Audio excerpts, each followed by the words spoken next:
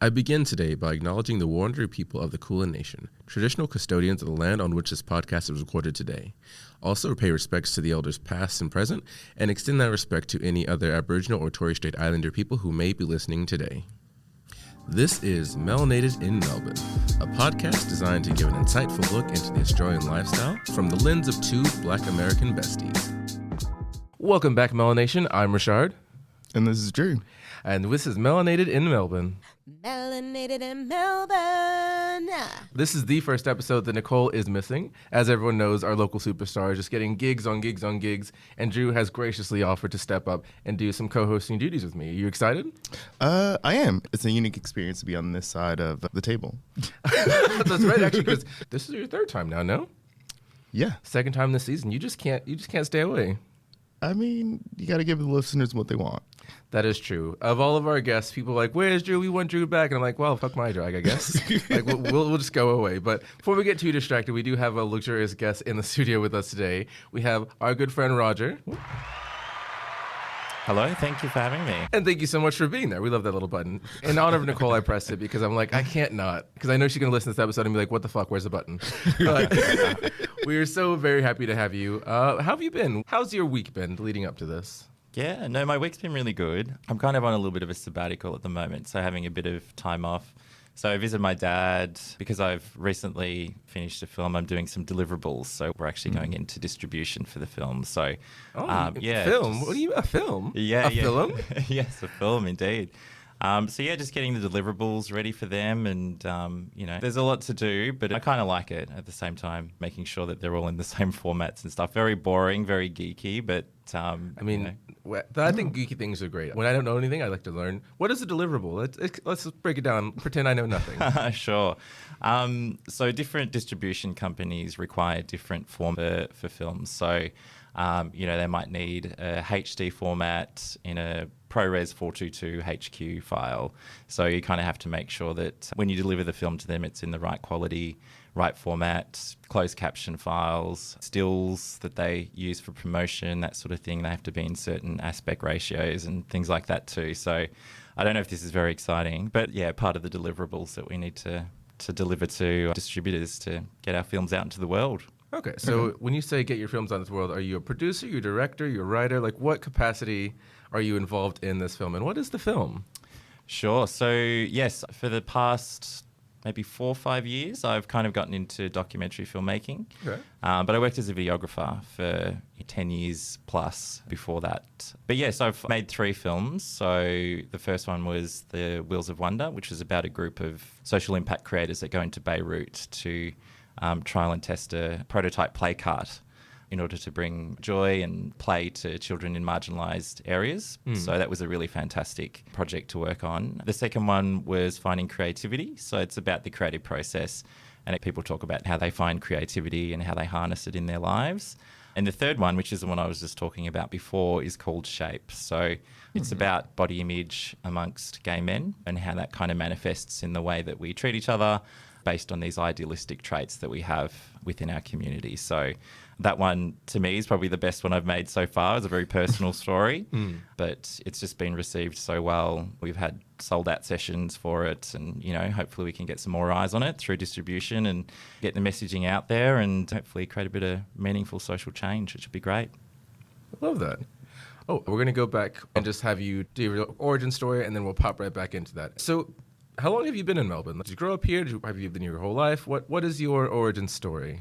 I was born in Melbourne, so I've always been a Melburnian, but my background, so my mother is Cambodian, my dad is Latvian, so I am of a mixed race, but born and raised as an Australian. So I have lived a life of Australian. Oh, actually, what has it been like for you being biracial in Australia and predominantly white passing, if I may? Yeah, certainly.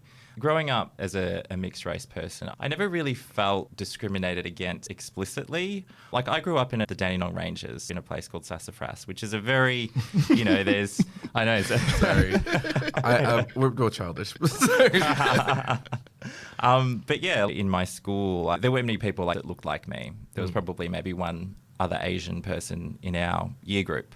I had a pretty good experience in school. I mean, occasionally the question comes up quite a lot, what is your background, that sort of thing. So I guess that kind of makes you focus on, oh, I'm actually a little bit different than everyone else. But I never really took offense to it. I understand that people are curious, people kind of want to know, and I'm happy to enlighten them. Yeah. But for the most part, it was pretty good. But there wasn't always an understanding that, I was different, that I looked different. I wasn't sort of the same as everyone else. But I guess I consider myself pretty lucky in that way. Yeah. Okay. I just have a question about your upbringing. Sure. Okay. When did your parents migrate to Australia? Yeah, so my father was actually a refugee from World War II.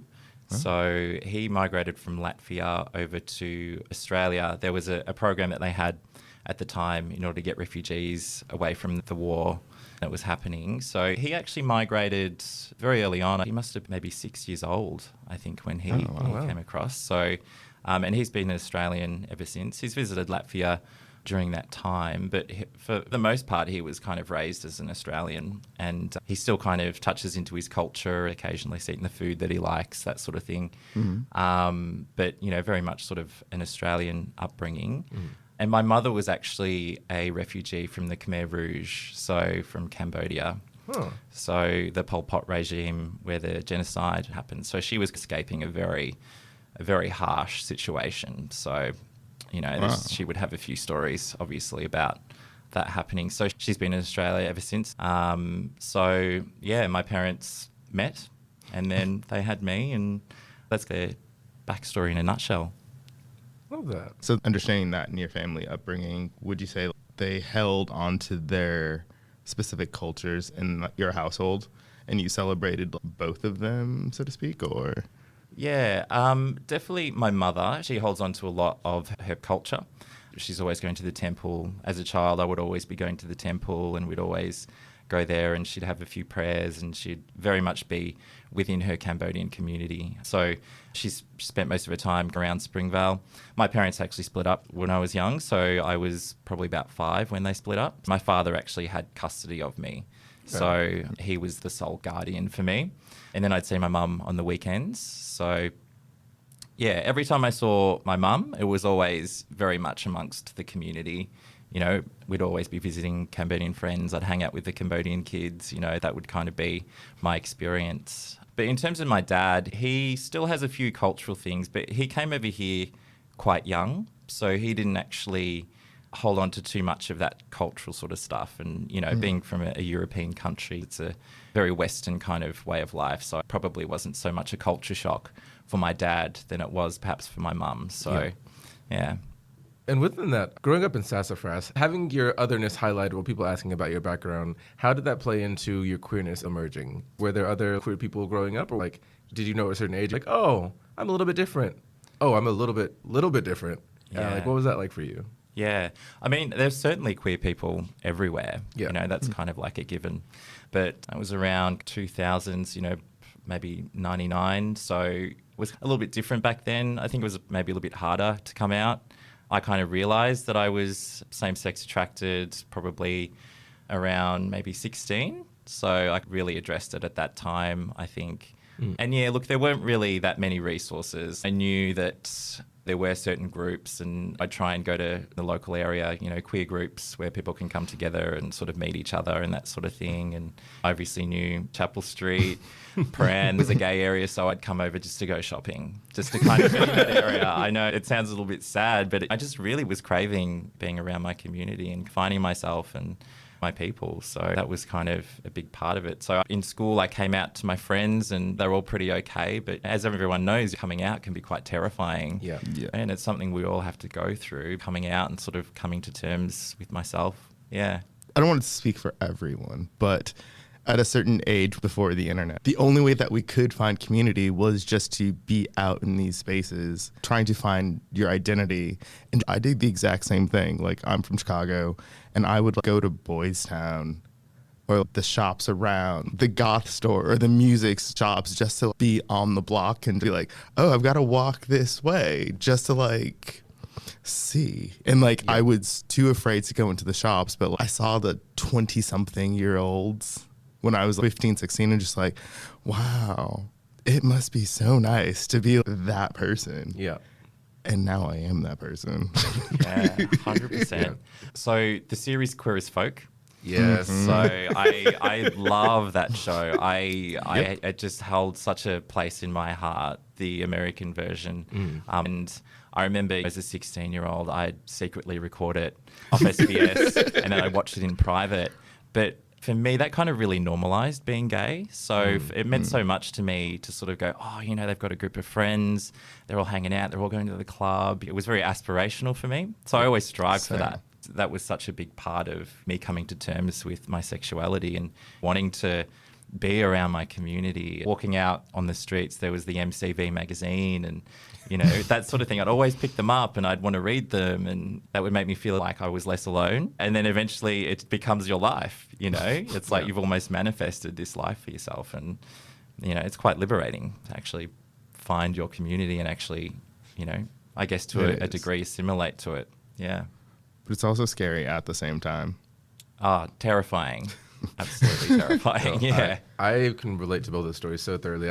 Will and Grace and Queer as Folk would be the shows that I would wait till really late night and watch it on low and have the recall button ready, just go back to whatever cartoons I was supposed to be watching in case my mom came through. And I was like, I'm just watching cartoons. It's just SpongeBob, I swear. And then it was like, I would go to the store. There'd be, I don't know if you ever saw XY Magazine. It was just a little queer magazine, and I'd buy that and 5 other straight magazines. I'd spend so much money to buy fluffer things, and like I know the cashier didn't care, but I'm like, oh my god, they can't know that I bought this. Yes. And I was like, I just sitting in my room, just like looking at how the other half was living, and I was like, I want that. And I remember, like, I know we're very lucky to have grown up in that period where it was so easy, accessible. Well, easier than maybe 20 years before that. Yeah. But I remember that still being so terrifying, and now so commonplace. Like everybody's a little bit gay at this point, and I'm just like, I love that transition. I like it's not the safest still, but it's safer than before. Like, some progress is better than nothing, I suppose. Yeah, 100%. Absolutely. I think back to a story. In high school, there was the counselor, and I'm trying to sort of find and work it out and talk to someone. I'm starting to have these feelings, you know, I think I'm attracted to guys, all of that. And I remember talking to her, and this phrase that she said, it stuck with me ever since. It's like, being gay is a big deal, but it isn't a big deal at the same time. And for me, what I took from that was that it's actually a very small part of who you are. There's so many other things that make you you. Your same-sex attractiveness doesn't consume you or identify you as one person. You're not in that box. You're a creative person. You have these types of friendships with people. These are the things you're interested in. For me, it was just like a wow moment, an aha moment. Yeah, because it's so true. It is a small part of who you are, but it is kind of a big part of who you are as well. But to have that advice, I think, just meant so much. It kind of made me feel good about myself. Yeah. You touched on the creative part. Like, when did your creativity blossom to where you're like, this is what I want to do. This is my spark. This is my passion. I think I was always a bit creative. I really loved photography. In school, I did theatre studies. Gays in theatre. Yes, as every gay does. Yeah, loved it. I was always doing the art subjects. I was really terrible at English, really terrible at maths, but I just always loved the creative things. So I think I've always kind of, in some way, been creative. I was in band. I played the flute. I played the drums. I've always loved it. One of my teachers at school, his name was Ri'chard, and he was the media teacher. So I just loved that class. And, you know, there's that teacher. There's that one teacher that's like, you know, they've changed the trajectory of your life. And he just fostered my interest and me wanting to sort of do film. And I just loved shooting things. I loved making films. And he obviously saw that in me. Yeah. And he really fostered it and really, you know, kind of egged me on and was like, yes, you got to keep doing this, keep going.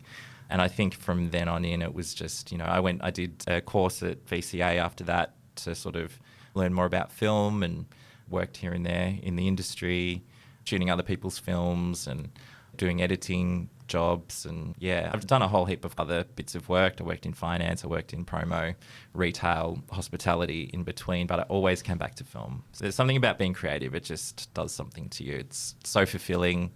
So I couldn't imagine my life without being creative in some sort of way. Yeah. Okay. Question. What's been your gruntiest job in film? The gruntiest as in? Like...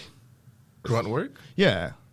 Gruntiest job in film that you've had so far to pay your dues. Yeah, like a shit kicker kind of job. Yeah. Yeah. I was trying to think about the Australian way to say that. I'm like, my brain isn't doing it. I've worked as a split operator, so I did that on one shoot. It was when they set up the camera, you have to set up the monitor, so the director's monitor. So it was basically hooking up the wire to the camera and then, setting up that kind of station for everyone to watch what was being shot at the time. So that was kind of one thing I did. Obviously, at film schools, on student films, you pick up the little jobs. You might be the runner, getting people coffee. But I think, since then, I've always thought in my mind, you kind of got to start where you want to be.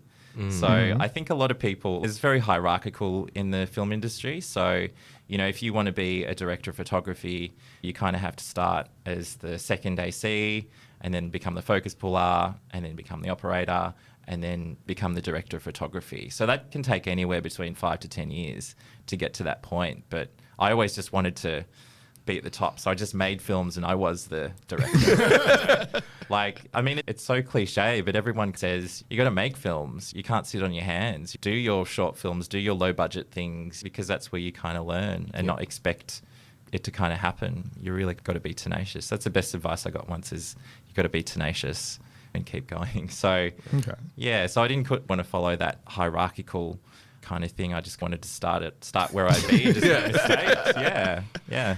Okay. So you've been in the industry for how many years now? So 10 years doing video productions, videos for websites, for social media content, that sort of stuff. And in terms of documentary, probably 5 years now. So from 2019 onwards, I've kind of just really focused in on documentary filmmaking. Okay. And so I think this might be the perfect segue to lead into Shape. Yeah, sure. Yeah.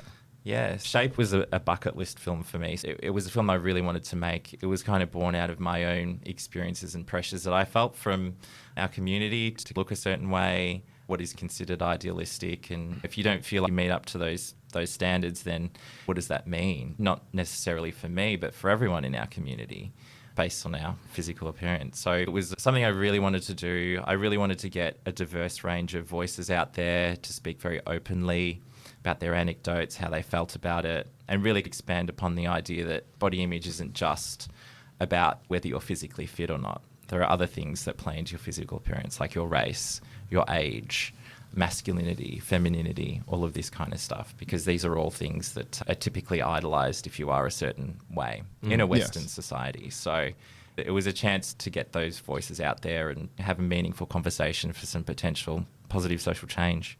Well, absolutely. And it's unfortunate that I think I actually can speak for all people of color in this statement to say that no matter what and where, we've always been judged against this white Anglo counterpart. And 100%. None of us are that Ken. We are our own Kens. Yeah. Absolutely. What's saying I am Ken enough? Yeah. Not copyright infringement trading. Whatever. I think we're referencing it as fine. We talk about Beyonce all the time. We haven't seen it yet, so I think it's fine. Yeah. Again, I grew up in the suburbs of Chicago, and being one of the very few black kids, but then also being at 11 and 12 being secretly gay. Yeah. And then still trying to fit in and still like girls, but it's just it's just too much. Anyway. Yeah, it's so layered. Yeah. There's so many layers to it, It's very complicated. Oh, absolutely. Yeah. And funnily enough, I saw an ad for Shape before I knew that it was your film. Yes. And I was like, I really want to go see this, because that's one of the things we've talked about in the podcast in the past. From my own personal stories, Drew was on our dating episode, just talking about our queerness growing up in America and this white standard of beauty, you're always other. And growing up in Texas, I talked about this previously, but it was a year ago now, so I'm going to say it again. Growing up in Texas as the black kid who talked white and who was gay and was all these things, and I've known I was queer since I was 4 years old. Before I knew what the word was, I got to see all these movies of people oh, let's go get the girl. And I'm like, why? Where are we going? Are we going to go hang out? I don't understand. And all my friends girls have cooties. I'm like, yeah, of course, because we like boys. That makes sense to me. Yeah. And then whenever I did come out, I was like, cool. I kind of had Will and Grace. I kind of had Queer as Folk, but there was no set example of what I was supposed to be doing. But all the white gays were looking past me because I was not them. And it was awful for that mental self-image and working through that all of my adulthood. Even today, there'll be times when well, I feel really good about myself. And then you're in a certain space and it's oh, right, but I'm still not that. So when I saw that and watching the film as well, I was like, oh, that hurt. That I can feel that. I hear that one. And it's like, oh, was I interviewed for this? So I absolutely loved it. And one of my questions for you, I know you said it was a personal project. How did you feel listening to all those stories? Like, did you relate to some more than others? Was it just like, wow, it's impactful? Were you nervous about the reception? What were those feelings for you? Yeah, look, I was quite nervous going into a project like this. I thought it was very important. There was nothing else out there like this. And I was kind of concerned that people would see it as a film that's kind of whinging about something, or that the community wasn't ready for this conversation. But it had to be out there. It was all the feels, but it was just so important. You know, it was just so important to get people's voices out there for a topic that we very much sweep under the rug. It's not something that's really talked about openly, because it is quite uncomfortable to talk about body image, to talk about these things. But when we talk about them and we educate ourselves from other people's points of view, we can humanize people's experiences and go, actually, this is how people feel in our community. Is that okay? Is it okay that people feel this way based on race or physical appearance or masculine ideals? Really challenging the status quo. There's a really great line that Sean Miller, who's the executive producer, he describes the film as a film that challenges the comfortable and comforts the challenged, which I just think is it's so pertinent. And I think it encapsulates the film so well. So it's funny that you said that, because I was thinking of something that way. And I think that's the best wording of it. Yeah. Because you're bringing up this topic for the people that have been marginalized, and it's putting those collective voices together as one unified sound. But then also the dichotomy of it is that you're bringing this issue to face for those white men that were essentially, let's just call it out, those white men that don't have to deal with this. And it's like, no, this is actually what all of that has come up from in like the Grindr profile of back in the day, seeking only, fill in the blank, know this, know that, no blah, blah, blah. Yeah. And it's like, that has been inbred into the community to greater proportion, greater heights. And we have to be aware that these are people on the other end of a screen, a person. And for me, at least, it ties into mental health. 100%.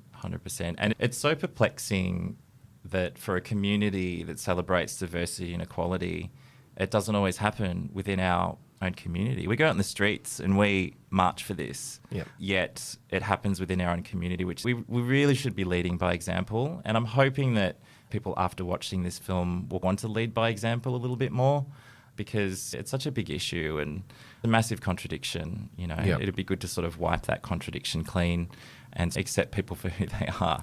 Beauty's skin deep, really. So you really need to appreciate people for who they are, not based on their physical appearance or all those sorts of things. So hopefully people get that from the film. It's meant to be an impactful social change film to allow people to come to terms with what's happening and hopefully change something in them. Love that. So I'm going to give you the opportunity to brag about yourself. I feel like maybe you don't want to, but like, since the film has come out, have you had a positive reception? How has that been going for you since Shape has dropped? Yeah, it's been really good. Overwhelmingly so, actually. I didn't know what to expect. Like I said, I was kind of really nervous about how this would be received. But people have kind of really have been saying really resonated with this person's story, or this is something that we really need to talk about. This film really impacted me in XYZ kind of way. And the fact that even the screenings, we had a sold-out session for the world premiere. We had a sold-out session at the Pride Centre. We had it screen at Mardi Gras Film Festival. There was a really high attendance. Yeah. So it's been really good. I mean, obviously the people who like the film are the ones that are going to come out of the woodwork. I haven't really sort of heard any negative kind of feedback. But yeah, from what I understand, it's been received really well and people have really been impacted in a positive way by it, which has been just phenomenal. We absolutely love that. I think, at least for me, when I go into a film or listen to a podcast and I know what the topic is about, like you decide up front if you're going to be open-minded and willing to receive whatever it is, even if it makes you uncomfortable, if it confronts you with certain truths that you don't really want to address yourself. And I think that's probably why it's been more positive. Because if you go into that film, you see the logo, you see what it's roughly about. It's like, I am going to be rigid in my beliefs and I'm going to fight you on it. They probably wouldn't have gone in the first place. Like no one wants to spend that kind of time to invest or to stretch their mind. So I feel like people listening to this podcast, they're not going to be like, oh, my way is the only thing. So no matter what these black people say, I don't care. Like, even if they're not a person of color, if they're not queer, they'll be like, I'm interested in this conversation. I'm interested in what's being said. So I think that it was very well received because, one, it's very well made, obviously. But it does relate to the human experience. Even if I didn't grow up here, we grew up in very different backgrounds, but I related to so many of the stories of the Australians who were on there. I recall there was someone from New Zealand. There was the president of the Bears, a drag queen that I know fairly well. Like, there's a bunch of individuals that I knew personally, and even hearing that story, I was like, you wouldn't think that, obviously people have their own battles going on, so you should just be kind. But you see these people from day to day, and you're like, you are having the exact same experiences as me, even if we don't talk about it. Yeah. And I really like that kind of amplified that. Yeah, 100%. Because we're all human at the end of the day. That's what I really want to get out of it. This person is a human being, and this is their experience, because there is a sort of a status quo of what's considered idealistic. Someone who's young, someone who's masculine, someone who's fit, someone who's white. Yeah. We all know that that's the case. So we've gotten stuck in this rut in some ways because that idealistic person creates a sense of belonging. If I am that person, then I'm more accepted. If I'm that person, then I will be received well. People idolize people like that. People want to be with people who are like that. People want to be that person. So we've created this status quo and we feed into it. So advertising is reflected upon that. So that feeds back into the system. The way that we talk about people who look like that feeds into it. Oh my God, that guy's so hot. Look at him. He's, so we're just perpetuating this thing. It's cyclical. The cycle. Yeah. And we've just somehow gotten stuck into it and we don't really want to break out of it. Or we don't even realize that it's happened. We just accept it as such, which is problematic. Absolutely. It's the age-old ad of sex sells. 100%. Yeah. So, I mean, it just is what it is. Yeah. But we have to alter the definition of beauty. 100%. And plus-size models became a thing maybe 10, 15 years ago. And even the definition of what plus size was, plus size, ma'am, that's not. Right. Yeah. A true plus-size models became, I would say, maybe 10, 15 years ago. So that has changed the bar for women, for models in general, because there is no standard of beauty. And I think Western society has finally moved away from that. But we're still holding on to it as the form of truth. Absolutely. Yep. And it can't be that way. Society is moving and it's slowly progressing on a lot of issues all at once, which is great. But then also, if we're changing so much all at once, then we unfortunately stick to just general principles that are, I don't want to say easy, but comfortable. There we go. There's comfort. Yeah. It's also overwhelming, isn't it? All of these things that we need to change, and for someone to take that on can be quite overwhelming. So you get into a paralysis and it's like, how do I move forward? How do I change the way I think? Ultimately, we need to look on the inside. Beauty standards aside, the first thing that you should see about a person is their character. What type of person is this person? Are they kind? Do they have similar interests than me? That is the thing you should look first for. That's just my personal view. Obviously, we live in a world that's a little bit different. But, and in all honesty, I don't expect it will change anytime soon. But any social change happens within the individuals within that community. So the more people who call something out or they have a different point of view and are able to challenge people on that, then that can become almost viral. Yeah. So that person will maybe affect someone else to go, oh, maybe I shouldn't have said that. Or maybe I should focus more on this, on that. It's like grassroots kind of thing. And that's what I'm hoping the film will do from each individual. In terms of massive systemic change, that takes time. It's not going to happen anytime soon. But if we can start from the grassroots and move on from there, even if a handful of people change the way they think from this film, at least I've done something. Right. Be the change you want to see. 100%. Yeah. I always refer to this film as my gift to the community. Oh, it's, this is you guys talking about your experiences. Feel not so alone in this body image struggles that we go through, and hopefully we can get something out of that and move forward in a positive way. Love that. Yeah. And I know you talked about deliverables earlier, and I had the pleasure of seeing the film in July when it was available for online streaming. How would our listeners be able to watch it in the future or maybe now if they missed that opportunity? Yeah, certainly. it's an ongoing process. So with distributions, a distributor kind of works like an agent for the film. So they're the ones who will put it in front of people that they know in the industry. It might be a streamer, airline or whatever, but it's up to them whether they want to accept the film or not. So if it does get onto certain platforms, then it will be available. So one of the distributors is an international distributor. So hopefully we can get it on video on demand so people can see it. Yep. I feel fairly confident that will happen. I think if anyone really wants to know where it is, probably just to follow my Instagram page. I'll always be posting about that stuff. What's your handle? So it's at Roger That Pictures. So yeah, just follow and I'll be letting people know and hopefully get the word out there because I want as many people as possible to see it. Anyone who's interested, anyone who feels like they'll resonate with the film. Love for you to see it. Love that. So earlier in the show, you mentioned just kind of like starting where you want to be and how you just started making films. But for any of our listeners who have the interest in directing, what is that process like from idea to having the film? And don't feel like, oh, this is boring, because it's not. I can tell you, like, I don't know it.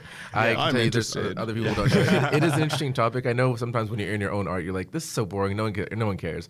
But from the outside, it's like, you did this whole thing. And it's like, and my brain doesn't move. My brain is creative, but not in that capacity. So walk us through that. You can go as much detail or as little detail as you like, but what does that look like for you? Sure. Oh, gosh. We have plenty of time, so you can do a highlight note, you can go in depth. It's your floor. All right. So sometimes ideas just come when you're walking down the street. You're doing something really mundane. Someone says something or you see something on TV. It starts with the seed of an idea, and then you kind of have to be really passionate about that idea. You kind of have to go, I might be in this for a really long time. Do I really love this idea? Yeah. Do I really want to develop this? And for all of my films, there might be 20 ideas that you have, and then you go, well, this is the one that I always keep coming back to. My mind keeps coming back to this one. In terms of making a film, I would start with that idea. Okay, so who are the right people to talk to about this? What do I want to explore in this film? How am I going to get it made? Do I have the resources? And then you just go from there. What are the types of questions I want to ask? For me, most of my themes, ideas, and questions that I write for the people in the film are things that I'm generally curious about myself.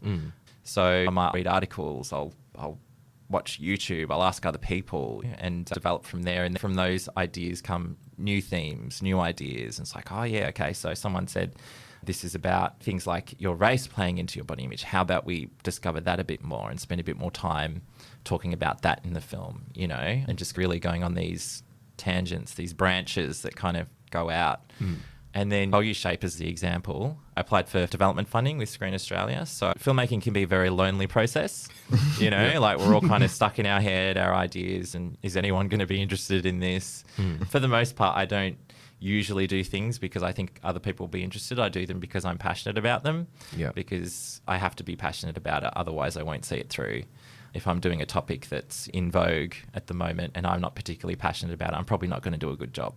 So, I got the development funding from them, and that makes me accountable. So I have a deadline, I have to have certain deliverables, I have to have a teaser trailer, I have to have cast the film, written a treatment about it. So that for me is, I think that's important, is to say, I've got this period of time, I need to develop it and go, this is what my vision for the film is, and I'm going to go from there. And then the next step is trying to fund a film, doing the interviews, what type of B-roll do I want on that? How do I envision what's the supplementary imagery that goes with what this person's saying, So it's a very visceral, like for me, it's very visceral. I think for most people who are creative, if you start with an idea, it never actually ends up the way that you thought it would in the end. Absolutely not. It just becomes this completely different thing. It's almost like that creative process controls you rather than you controlling it. It just takes you in these directions, and then you kind of make a decision, oh yeah, actually I want to go in this direction now. But I was thinking I'd go in this direction beforehand, but this is better. Yeah. And then one leads to another, and it's another spin-off and another decision tree. Yeah, 100%, 100%. And most of the time when you finish something, it's like, wow, this is different, but I actually really like this. This has gone in a different way, but this is actually kind of good. I'm pretty happy with this. I think for a lot of artists as well, they'll look at something and go, oh, I could have changed this. We all kind of go through that. I'm a bit of a perfectionist, so I'm like, nah, I have to make sure that I get that shot, that I really wanted to be in there, and that makes me go, yes, because I think it's important to be proud of your work. Absolutely. You want to put something out there that you're really proud of and can sort of feel very confident in as well. Oh gosh, I don't know if I've answered that question properly, but that's my process. I start with a seed of an idea, develop it, and go through and just be tenacious. Yeah. Yeah. I think you answered that wonderfully. I had no extra questions. Like, I've got side questions based on those answers, but I think the initial answer was flawless. Yeah. My question for you is, with projects like this, do you ever feel like it's bigger than yourself? And if so, like, how do you reel yourself back in so you don't get overwhelmed with that thought? Yes, because you are exploring concepts that are quite universal. And whilst you try to cover as many bases, you never really do. Yeah. Because there's how many people in this world who think differently, who have different views. And for the most part, shape is relying on anecdotal information, because there isn't actually all that much out there that I think is meaningful in terms of something that's done in a psychological or scientific way. There's not many studies out there around body image specific to gay men, so you kind of have to rely on those anecdotes. And for the most part, because this is a film about a community that I live in, I kind of feel in a way qualified to confidently say that, well, this is actually how people feel. Other people are saying this too. Yeah. But, obviously everyone thinks differently, have different opinions, different thought processes, and that's perfectly fine. Absolutely. But from what I'm putting out there, hopefully people might see a different point of view. It might challenge people's point of view, or it might change your mind. You may not change your mind, like, it's fine. But as long as it's out there, it's a form of education for people, and to look at this and go, yep, I agree with this, or I don't disagree with this. But I think the most important thing is that it starts a conversation. Hey, this person said such and such. I agree with what he says, or I don't agree. And then have that conversation. Chat amongst yourselves. Yeah, no, absolutely right. And so I will admit this. I apologize. I've not seen Shape yet. No worries. But what I will say to you and to our listeners is that I saw the trailer and I read the film bio and then I read your director statement. And just by reading these two things and seeing the trailer, it resonated so much with me. Yeah. That it's actually kind of uncanny, because we all go through these different experiences, but then they're also so cohesive that no matter where you are, being a person of color, we've all been put against that white normative stereotype. And we think that we're the only ones that are going through it, when literally every person, every subculture within our community is going through the exact same thing, but no one talks about it. No one brings it to light. No one is admitting or talking about, I'm not okay because of this. And we all suffer in silence. And then you wonder why we have high suicide rates among youths, because no one's talking about it. No one's being the voice of change. And that is the best thing that this project could bring about. 100%. No, thank you. I really appreciate that feedback. This is what I was hoping for people to go, yes, we can talk about this. I'm not alone in this. And I think to an extent we don't talk about it that much is because the stakes are so high. If I'm not aspiring to be a certain type of person, then that jeopardizes my sense of belonging or me being a part of this community, So I think that's the real challenge, is that we don't talk about it, because if I don't try and be this person or be exactly who I am, I'm trying so much to be idealistic, to have a great body, to have people telling me that I'm this and this. We put that power in other people's hands instead of putting it into our own hands and having a bit more agency in our life. So I think it's important to have that chat, regardless of whether you change the way that you are and change your behaviours, that it won't actually jeopardise your sense of belonging, to challenge these things. Yeah. Absolutely. My next question for you earlier, because my magic, my superpower, my gift, my curse, my memory. So I can always just recall, like, you said this 3 weeks ago on this date. So one of the things you said earlier, one of the things you said earlier was that Shape was on your bucket list of items. And I know for actors, directors, it's kind of taboo to be like, what's next for you? But I don't want to ask that question because that's aggressive. But what else is on your bucket list? Like, ideally, what would you love to tackle, even if it's not next? What else is out there now that you've done this incredible project? Yeah. Look, I'm at a crossroads in my life where I've made these films. It's very tough to be a filmmaker, I think, particularly in Australia.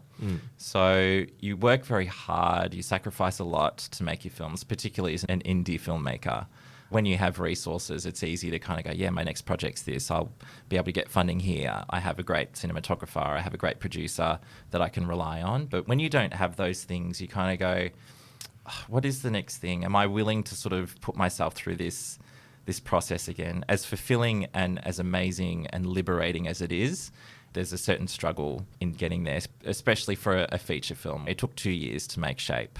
As an indie, it might have taken a year. If I'd had a really good producer, I had money, I had resources, I had a team, but I had to do everything. So you're always learning, and that's great. But sometimes you're like, I just want to get this done now. You know, Look, I'd love to make another film. I would. I have ideas ahead of what I want to do, and I'm just thinking to myself, do I want to sort of stay within the queer space, stories within our rainbow community, or do I want to talk about these other things? I really like challenging people's ideas or certain behaviours, almost like calling out bad behaviour in a way. So I have ideas for films like that. I mean, calling out in a meaningful way. Yeah, like holding up a mirror. Not an aggressive way. Holding up a mirror, not like, say like, hey, shaming you, but like, hey, this is what it looks like. If you don't like what you see, maybe do something differently. Like, I see that. I feel that. Yeah, 100%. So, yeah, look, I can't say definitively exactly what the next thing will be. I want to keep working in this industry. There's just been so much momentum. I've put in 5 years of work doing this stuff, and I feel like I'm continuously learning, and I want to learn more, and I want to get better at what I'm doing and tell stories because it's what I love to do. This is my love. I feel like I couldn't imagine doing anything else, but obviously the struggle to make bank and pay rent and all of these kind of things, having a roof over your head and being able to sort of live comfortably is very hard to do as a filmmaker if you're solely doing that. So I need to work out how I can make that work. And when I work that out, then I'm just going to be jumping with both feet into the next project and go, yep, okay, this is what it is. Okay. Yeah. So I hear that you're going to sacrifice for your craft. That's what I'm hearing. 100%, you do, yeah. I mean, look, it would be great for someone in Hollywood or LA to come knocking on my door and say, hey, Shape was amazing. What's your next project? We'd love to get behind you and do a Netflix documentary series or something. That would be awesome. That'd just be put it ideal. out into the universe. It's fine. We manifest in this podcast every time it's something like, I want to do this thing, like, speak your truth, speak what you want into the universe, because it's been working out for everyone else. So like, I don't know if these mics are magic, but let's pretend they are. Okay, be intentful. Manifest around the universe. I mean, and the thing is, you never know. You know, when I think about where I wanted to be, I did want to have that big deal doing a Netflix thing, but people are kind of like, oh, you've already made it. You've had it in a festival. You've done all of these things. You've made 3 films. And you sometimes forget that when you have a massive ambition. Yeah. You're climbing Mount Everest and you want to reach the top, but you've only made it halfway. But hey, the view's still good from halfway. Absolutely. If you just stop and look back and go, hey, this is actually pretty good. That's one thing I struggle with in me, because I'm always so ambitious, I guess, and I always want to be better. I always want to have that type of success and be able to do what I love and financially sustain myself.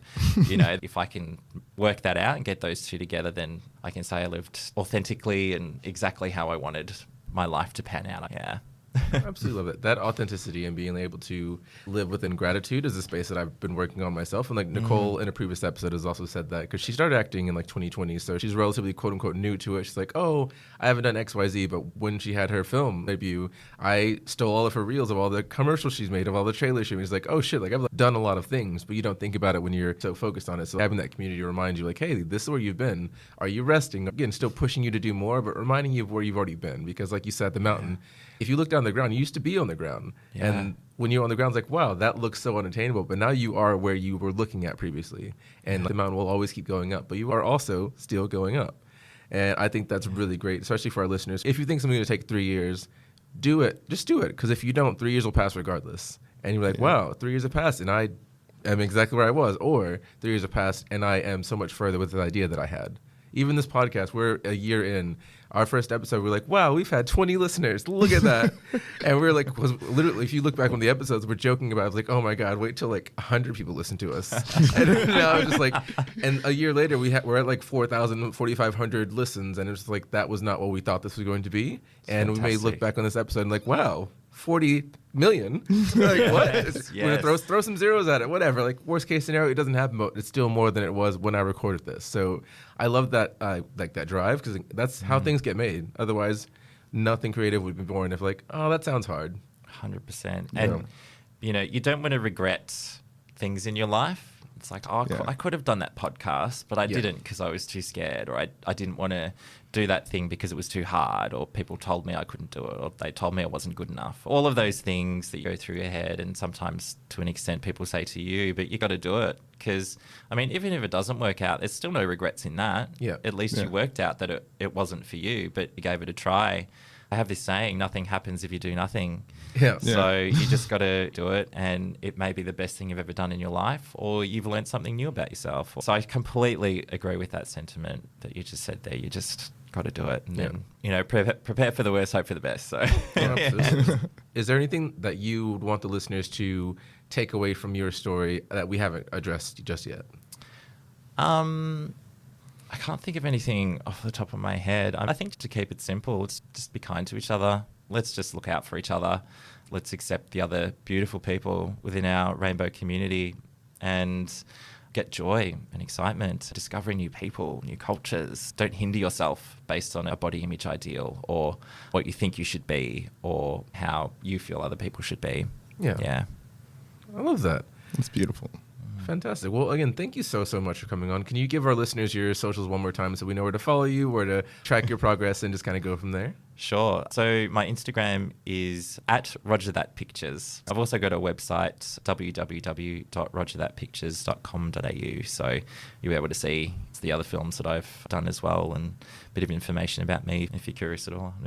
But no, those are my socials, my contact details. Incredible. Well, we look forward to seeing where you go. I will be watching closely because I love creative process, seeing other people's works and seeing how they went from I have this idea to something finalized and actualized. So excited to see where you go. But until next time, my name's Ri'chard. This is Drew. And this has been Melanated in Melbourne. This has been Melanated in Melbourne, a podcast that analyzes the Australian lifestyle from the lens of two Black American besties.